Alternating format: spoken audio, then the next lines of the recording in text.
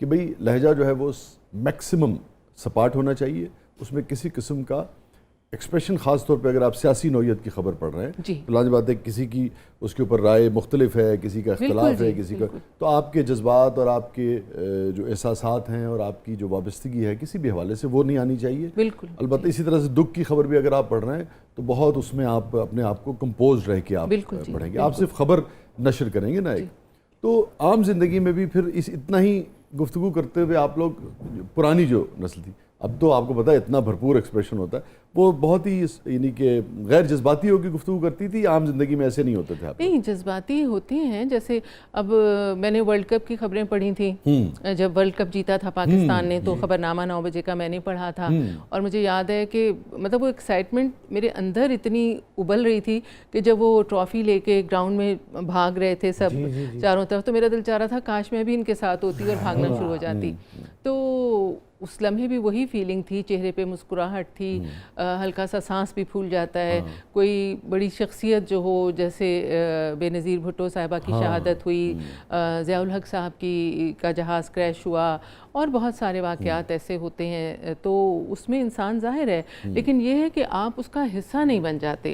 आपका काम सिर्फ दूसरे को इत्तला देना है। ठीक है, इत्तला भी इस तरह देना है कि दूसरे किसी पैनिक में ना चले जाएं, वो भी आप ही की तरह कंपोज्ड रहें। ये बड़ी अहम बात की आपने। हाँ, ये इसका बड़ा अहम वो है जी, क्योंकि जब आप खबर नशर कर रहे हैं और करोड़ों लोग उसे देख रहे हैं, उनमें से काफ़ी परसेंटेज ऐसी हो सकती है कि अगर आप उसे अपने जज्बात भी उसमें डाल देंगे तो पता नहीं वो उसे किस तरह से लेंगे। That's very important. Breaking news तो आजकल हर खबर ब्रेकिंग न्यूज़ बन गई है, और पहले तो ये होता था कि एक ख़ास सिग्नेचर ट्यून होती थी ब्रेकिंग न्यूज़ की, और वो आप घर के किसी भी हिस्से में हों, आप सुन लें तो महीनों में कभी आती थी, कभी तो सालों में ही एक दफ़ा में आती थी ब्रेकिंग न्यूज़ का मेयार ही कुछ और था। तो लोग इकट्ठे हो जाते थे वो म्यूज़िक सुन के कि ये कोई ख़ास चीज़ हो गई है। लेकिन अब तो मेरा ख्याल है दिन में 20-20 दफ़ा ब्रेकिंग न्यूज़ आती हैं। तो ब्रेकिंग न्यूज़ से पहले शौकत अली साहब के गाने लगा करते थे बिल्कुल।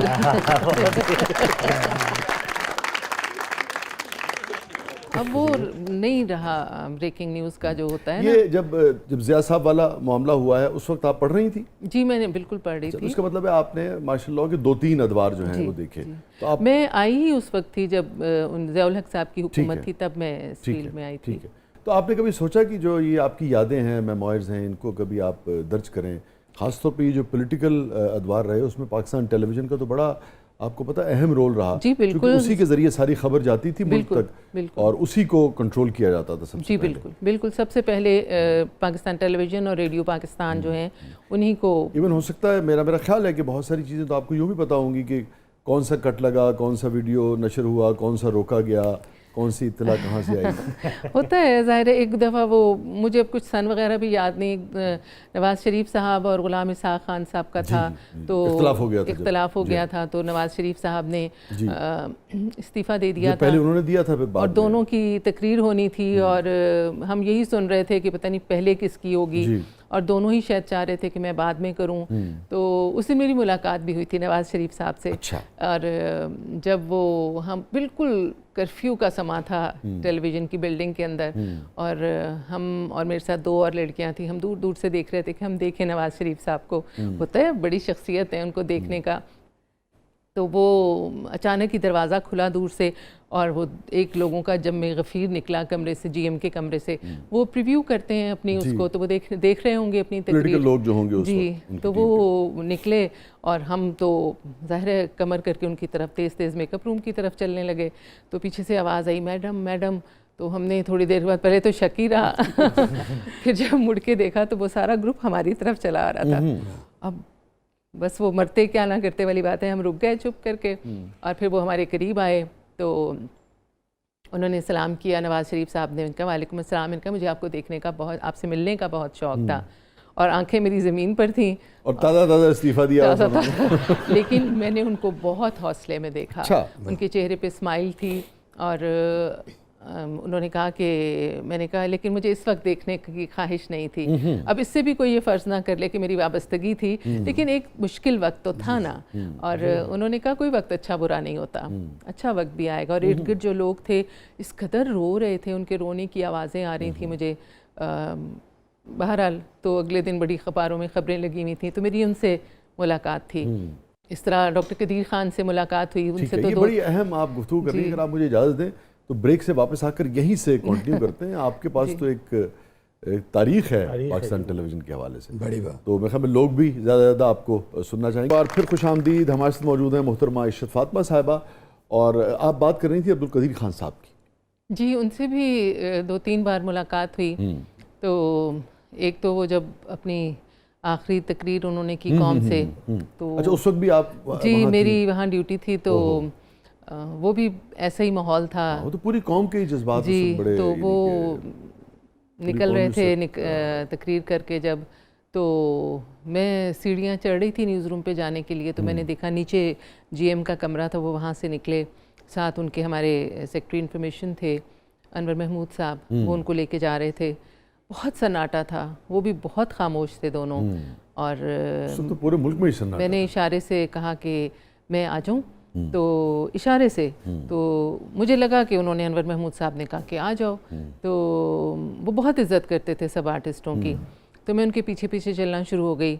वो बड़ी सी लॉबी है, वहाँ से निकल के बाहर गैलरी की तरफ जा रहे थे। मैंने जाके उनको सलाम किया, मुझे नहीं लगता कि उन्होंने मुझे जवाब दिया, बस वो निकले और चले गए।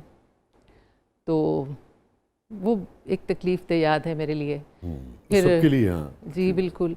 फिर वो मुझे मिले एक दफ़ा, मैं कराची गई, वहाँ पर वंडर वुमेन अवार्ड मुझे मिला था कोई, तो वहाँ पे वो मुझे स्टेज पे आए, मुझे उन्होंने अवार्ड दिया। ये भी मेरे लिए बड़े एज़ाज़ की बात है। जैसे ही मैं गई स्टेज पे, तो उन्होंने मुझे कहा, अरे ये तो वही है इशरत फातिमा, ये तो वैसी की वैसी है, ये तो ज़रा नहीं बदली।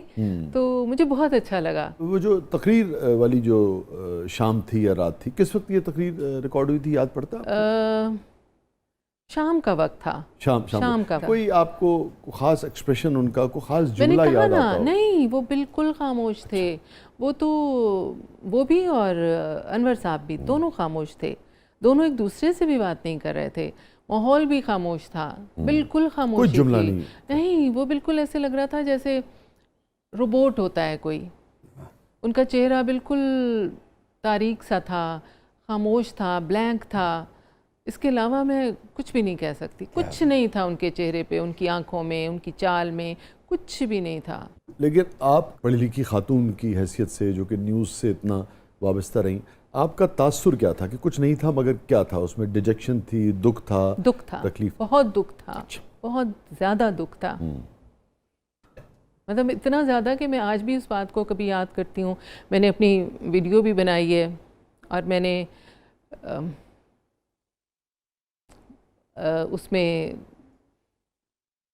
बोला कि मैं पूरी कौम की तरफ से बहुत माजरत चाहती हूँ, लेकिन मुझे आज भी महसूस होता है कि वो बहुत तकलीफ़ में थे, वो बहुत दुख में थे। तो और आपकी यादों में से कोई ऐसी चीज़ जो आप समझती हैं कि लोगों तक पहुंचनी चाहिए, जो तारीख़ का हिस्सा है?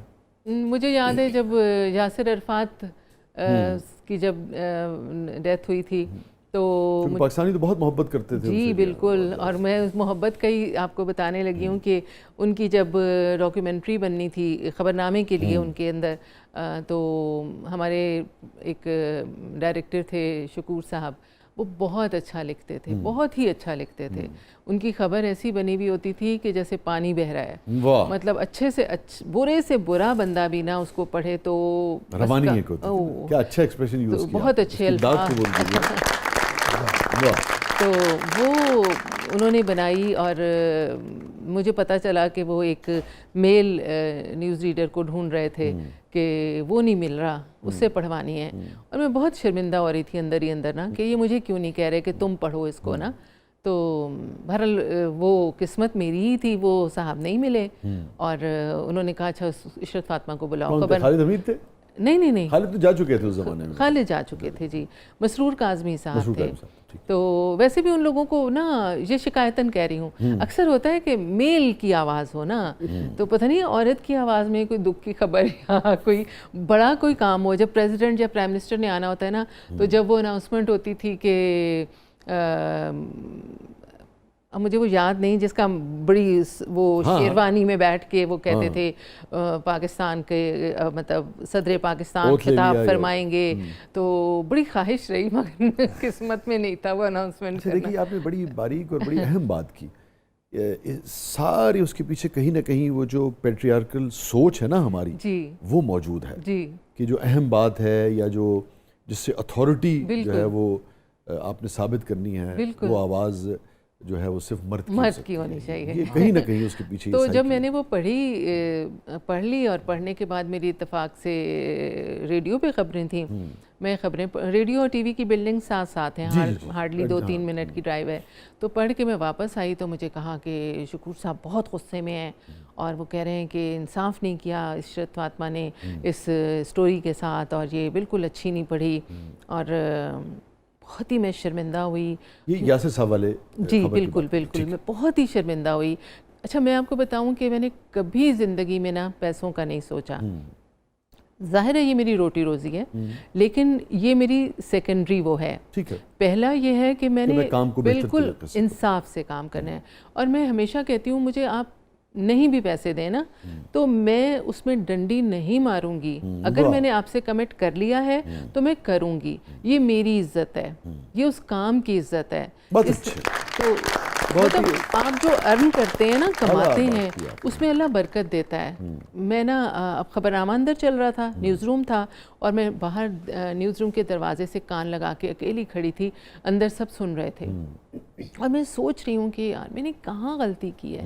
उसके बाद ना वो एक बंदा आया, हमारा प्रोड्यूसर था सीनियर राशिद, उसने कहा क्या हुआ, तो मेरी आंखें भीग सी गई, मैंने कहा शकूर साहब नाराज़ हो गए हैं, वो कह रहे हैं कि इतने ठीक नहीं पड़ी, तो मैं सुन रही हूँ मुझे तो कहीं कुछ नज़र नहीं आ रहा। एकदम से दरवाज़ा खुला, शकूर साहब बाहर और मैं थोड़ा सा घबरा गई, मुझे कहने लगे मेरे कमरे में आए उनके कमरे में पीछे पीछे चली गई।